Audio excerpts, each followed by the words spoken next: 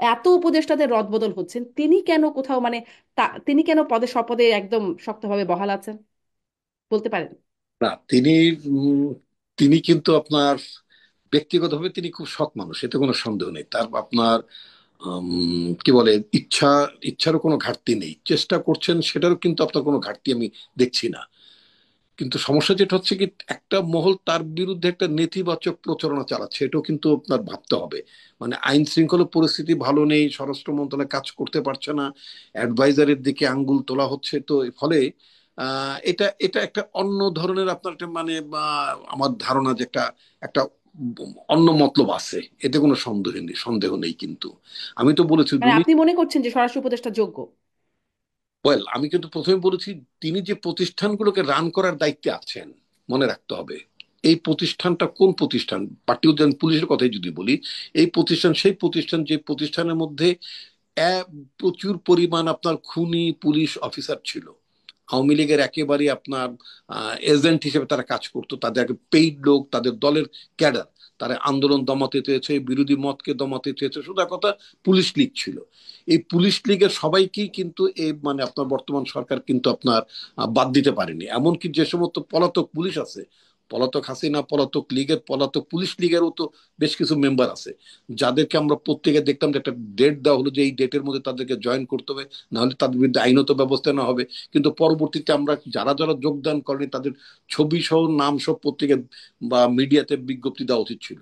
তো ফলে বুঝতে হবে যে সেটা তো নানা কারণে সম্ভব হয় না। মানে পুলিশটাকে গভর্নমেন্ট যেটা চেয়েছেন যে এটাকে মানে এটাকে রিবিল্ড করতে বা তাদের তাদের মনোবলটাকে মানে চাঙ্গা রাখতে চেয়েছেন। এই জন্য খুব তারা তো একটা ট্রমার মধ্যে আছেন, এতেও কোনো সন্দেহ নেই, যেটা সেনা প্রধানও তিনিও বলেছেন, তাই না? তো এই ধরনের পরিস্থিতিতে একটা পুলিশকে সক্রিয় করা, এই প্রতিষ্ঠানটাকে সক্রিয় করা, ইন্টেলিজেন্স এজেন্সিকে সক্রিয় করা, তো এগুলো তো আপনার মানে চারটিখানি কথা না। উনি তো একটা মানে টাফ জব করছেন একটা টাফ এরিয়াতে, এবং যে প্রতিষ্ঠানগুলো ভেরি মাচ ফ্রাজাইল, এটা কিন্তু বুঝতে হবে। ওই জায়গাতে যদি খুব আপনার টাফেস্ট কোনো লক্ষ্যেও দেওয়া হতো, আপনার মনে করেন এখন আমরা যে মিডিয়াতে কথা বলছি, এখন যদি এখানে বিদ্যুৎ না থাকতো অথবা যদি বারবার যেত আসতো বা ইন্টারনেট যদি ড্রপ করতো, তাহলে কি মানে আমাদের অনুষ্ঠানটা ভালো চলতো? চলতো না। কারণ তো এই রিয়ালিটিটা বুঝতে হবে যে মানে আমাদের যে বাহিনীগুলোর উপর নির্ভর করে আমরা ল অ্যান্ড অর্ডার সিচুয়েশনটাকে আমরা ট্যাকেল করব অথবা ইমপ্রুভ করব, সেটা এখন পর্যন্ত একটা নড়বড়ে জায়গার মধ্যে আছে। এই জায়গাগুলো আপনি বুঝতে পারছেন না, পুলিশের আইজি 12 বছর 14 বছর চাকরিতে ছিলেন না, এরকম একজন পার্সোনালি লোকটা ভালো, আমি আমি যতদূর জানি। কিন্তু শুধুমাত্র পার্সোনালি ভালো হলে তো শুধু চলবে না, তাই না?